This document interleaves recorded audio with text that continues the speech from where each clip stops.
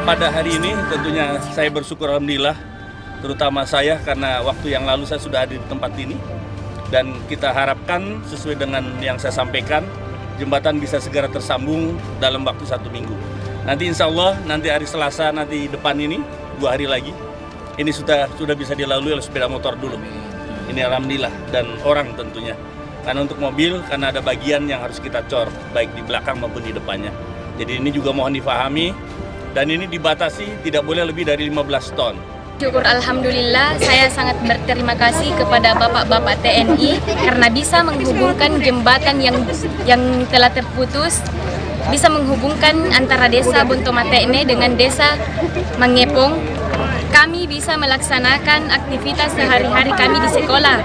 Terima kasih dari pemerintah. Terima kasih dari tentara. Dan tidak ada pemerintah di jembatan di sini. Semua kesatuannya tentara. Alhamdulillah.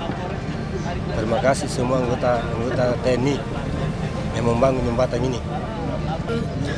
Terima kasih atas Panglima Kodam dan seluruh jajaran TNI membantu masyarakat kita di Munte ini, di Turatea. Semoga berjalan dengan lancar. Alhamdulillah sekarang aktivitas sudah berjalan dengan lancar. Sukses selalu TNI ku.